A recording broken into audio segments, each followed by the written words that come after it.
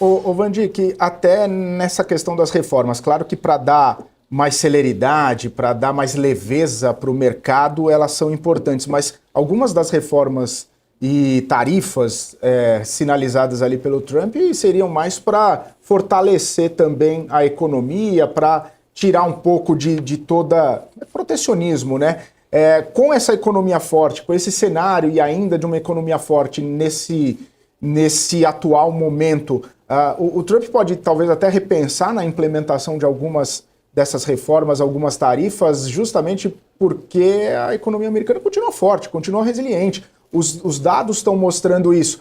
Implementar mais reformas e mais tarifas poderia sobreaquecer ainda mais a economia americana? Talvez o Trump tire um pouco o pé? Essa é uma questão bastante relevante, tá certo? Mas eu falei aqui na quinta-feira passada, tem até nos vídeos, Trump é um sujeito que é um falastrão, gosta de falar, ele é adepto do famoso trash talk que os lutadores de MMA normalmente fazem, né, um contra o outro antes de uma grande luta importante, né? Mas quando chega lá dentro do octógono, ou quando ele toma posse e bota o pé na Casa Branca, aí é onde o relógio, o cronômetro começa a correr, e a verdade é que sempre impera aquela visão de pragmatismo. Afinal de contas, Donald Trump é um empresário extremamente bem-sucedido.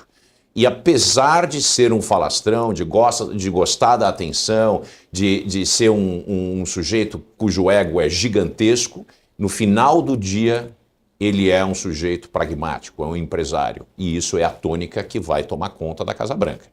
Obviamente, ele tem que jogar para a plateia que o elegeu. Ele tem um mandato do povo americano, a maioria do povo americano, certo? Não é que ele ganhou por uma margem estreita, tem um mandato para mandar embora imigrante ilegal. Ele vai mandar, eu não acho que ele vai mandar 10 milhões, mas eu acho que ele vai mandar uns 2, talvez 1,5 milhão.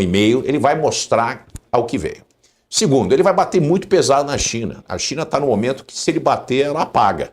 Então é o momento do ground and pound, subir e bater na China.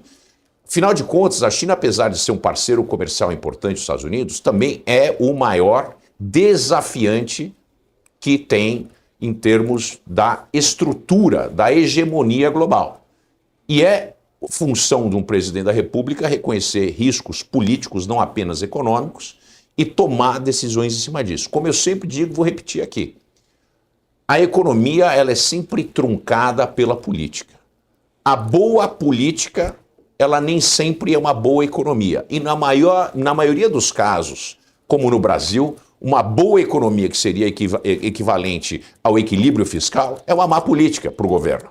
Então isso domina sempre esse cabo de guerra entre a política e a economia, e a política ganha. Então a gente, como economista, tem que se adequar às questões, às restrições que nós temos vis-à-vis a política. Donald Trump não vai fugir a isso. Ele tem um mandato do povo para implementar. Agora, no momento que ele implementar e estourar a questão de fortalecimento do dólar e ficar impossível para exportar e começar a criar problemas sérios, obviamente que ele vai pisar no freio.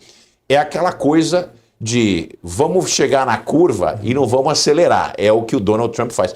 Ele sempre solta balões de ensaio. Questão da Groenlândia, a questão do Canal do Panamá. O que vai acontecer é o seguinte, como o país mais forte do mundo, a economia mais forte do mundo e o poder militar mais forte que já existiu na Terra, e um presidente que tem esse mandato, poder, porque ele também domina o Congresso inteiro, os países que fazem parte dessa ordem criada pelos Estados Unidos vão ter que ceder vitórias rapidamente para ele. Pequenas vitórias no começo equivalem a ganhos muito importantes para o presidente, que ele pode falar, já me dei por vencido por ter feito tanto em tão pouco tempo.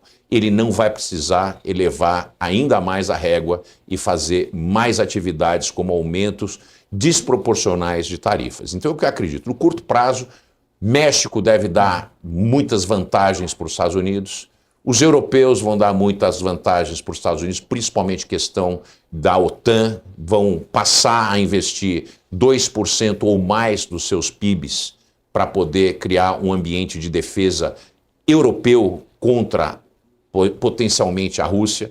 Tudo isso são vitórias que são praticamente baratas e fáceis, sem comprometer muito o equilíbrio econômico global. E aí depois, secundariamente, vem as tarifas. Agora, tarifa contra países que são considerados hostis aos Estados Unidos e que não tem grande problema em você apertar a mão lá, caso do Brasil, isso eu acho que isso está na pauta do dia, porque mostra que são grandes pontos conquistados pelo governo com o seu público e a baixíssimos custos.